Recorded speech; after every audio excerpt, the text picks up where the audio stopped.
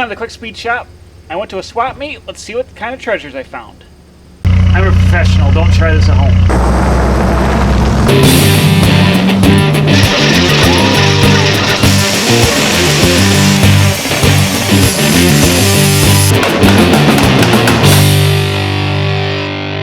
Alright, bam, yesterday I had a car club swap meet that we put on, and usually it's in the spring, but this year I changed it to the fall, not knowing that there's going to be COVID and all this nonsense, but I made it just to change up the date, and it worked out great because we had the only swap meet in town here in the fall.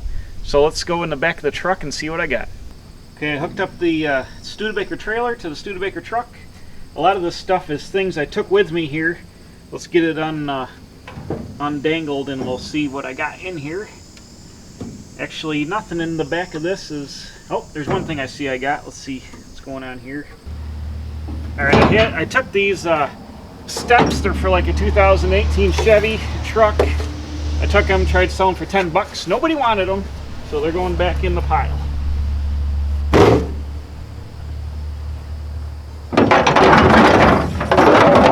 Or I might just scrap them, I don't know, because I don't need them.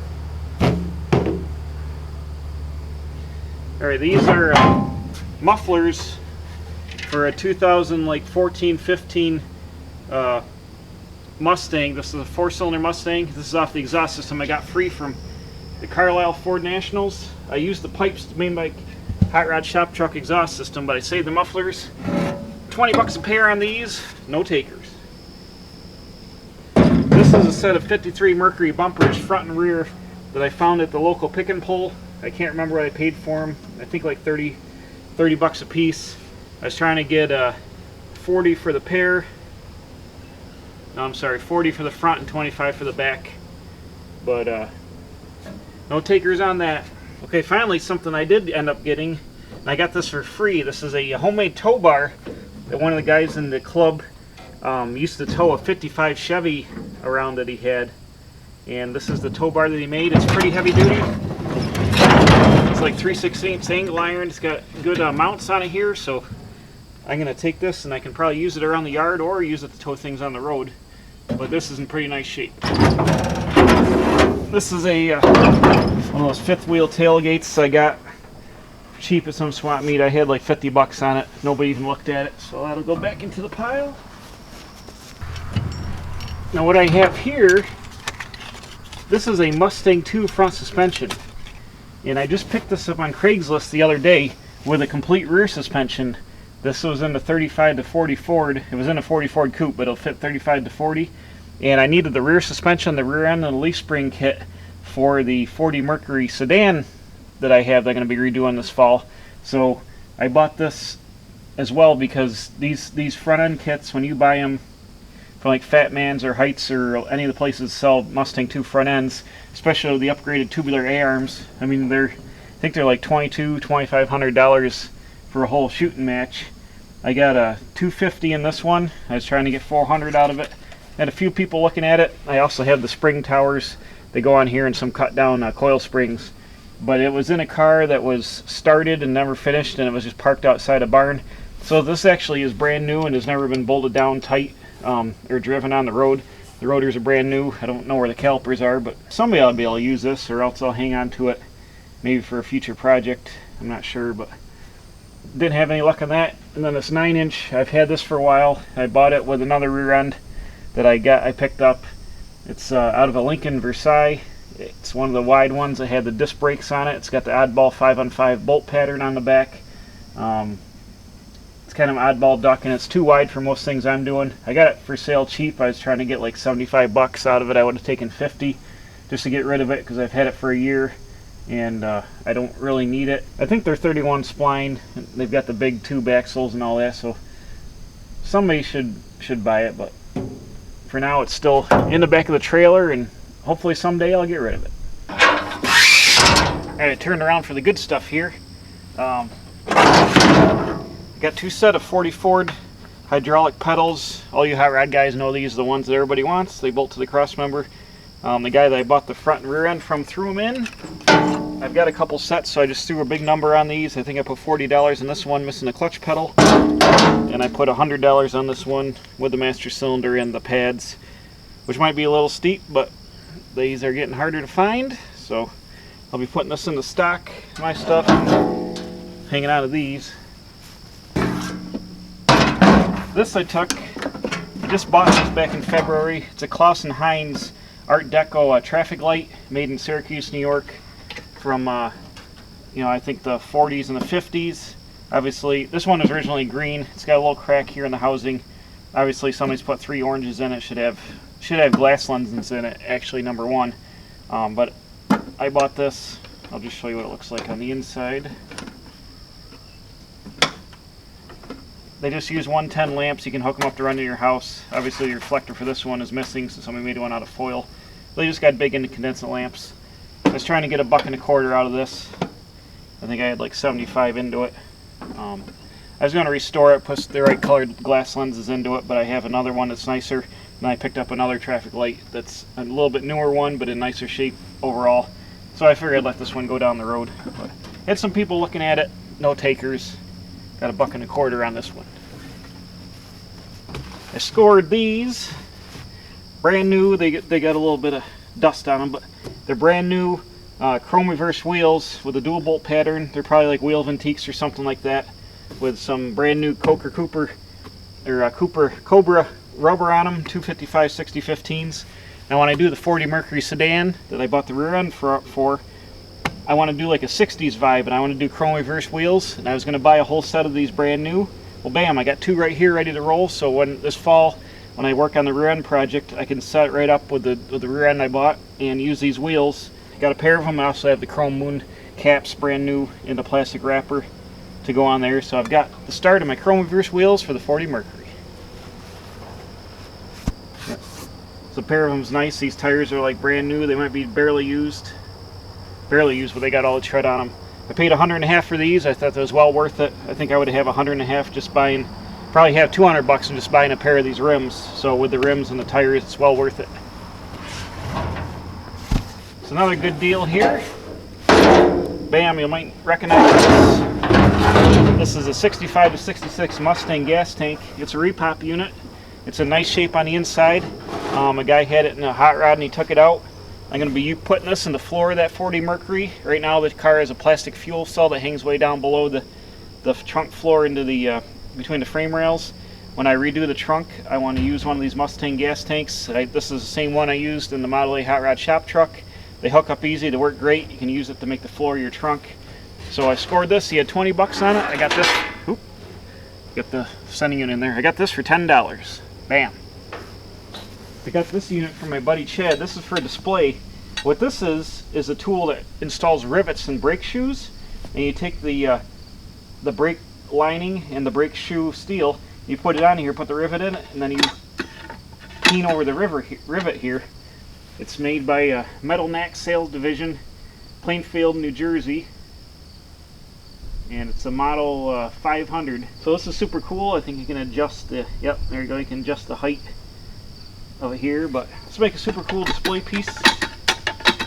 Put in my vintage tool pile. So that's neat.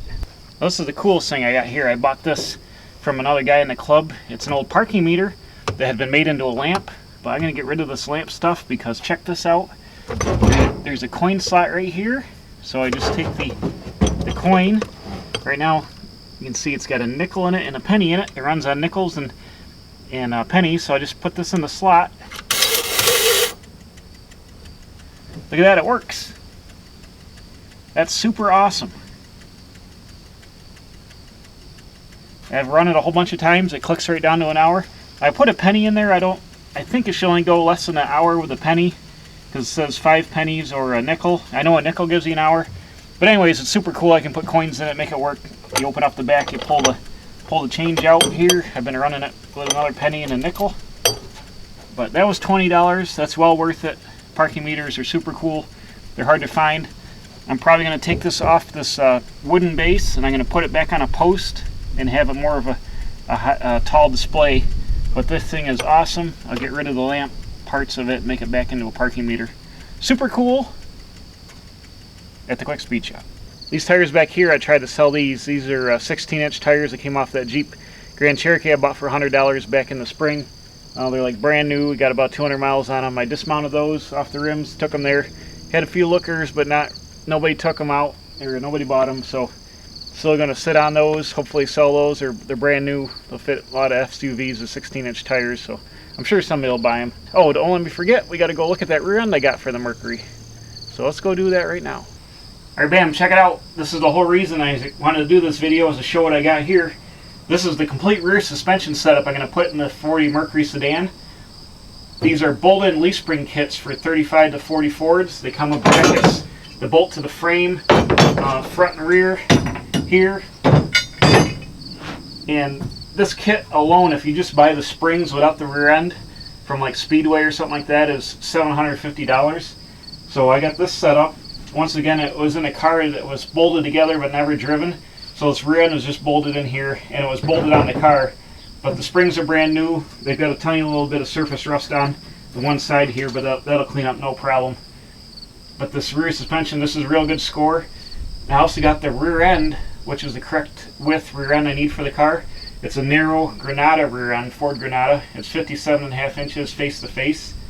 And it's got a dropout rear center section here, just like a Ford 8.8 liter, like out of a Mustang or a Explorer.